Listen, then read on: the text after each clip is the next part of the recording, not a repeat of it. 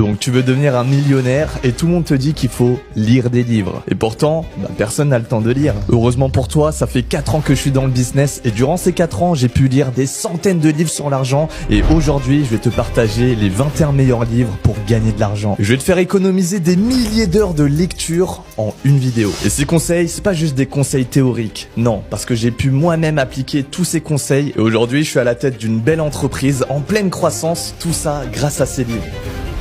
Alors cette vidéo, je l'ai découpée en 3 grandes parties en fonction du niveau de revenu que tu souhaites atteindre. Premier type de livre, les livres de 0 à 5 000 euros par mois. Ce sont plutôt des livres de dev perso très axés sur le mindset parce que c'est la base. Deuxième type de livre, ce sont les livres de 5 000 à 10 000 euros par mois. Là, ce sont plutôt des livres de productivité pour mettre ton travail sous stéroïdes. Et troisième type de livre, ce sont les livres à plus de 10 000 euros par mois. Alors là, il n'y a pas de limite en termes de revenus. Et ces livres-là, ce sont vraiment des livres axés business. Encore une fois, ne brûle pas les étapes. Si tu te rues vers les livres business de niveau 3 sans avoir lu les livres de niveau 1 et 2, alors ça va pas tenir. Les fondations ne sont pas solides. Ne cherche pas à aller vite, cherche à aller loin. Vas-y étape par étape parce que celui qui démarre en sprintant, c'est souvent le premier à trébucher. Premier livre de niveau 1, c'est mon livre préféré. C'est un livre de développement personnel. Il s'agit de L'Alchimiste de Paulo Coelho. Ce livre, c'est un conte philosophique qui t'apprend que chaque personne sur cette terre a ce qu'on appelle une légende personnelle. Tu vois, dès notre enfance, on a 2 vies qui s'offrent à nous.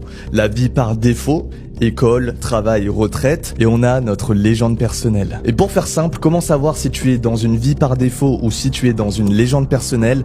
Ta vie par défaut, c'est une routine qui se répète, alors que ta légende personnelle, ça ressemble à un film. Et justement, ce livre nous raconte comment un berger espagnol accomplit sa légende personnelle en allant chercher un trésor au pied des pyramides. Et pour atteindre son trésor, l'univers va lui envoyer des signes pour lui montrer qu'il est sur le bon chemin. Mais attention, s'il ignore les signes qui le conduisent vers sa légende personnelle, alors il peut vite se retrouver de nouveau vers le chemin par défaut. Livre numéro 2, le succès par la pensée positive de Napoléon Hill. Alors peut-être que vous connaissez Réfléchissez et devenez riche du même auteur, mais moi je préfère ce livre. Pourquoi? Parce que dans ce livre, il nous dit de reprogrammer notre cerveau de manière positive. Et je peux vous promettre que le succès, ça commence avant tout par reprogrammer son cerveau de manière positive. Imagine s'il pleut dehors, eh bien on n'y peut rien. C'est un événement neutre. En revanche, ce dont tu as le contrôle dessus, c'est ta réaction face à la pluie.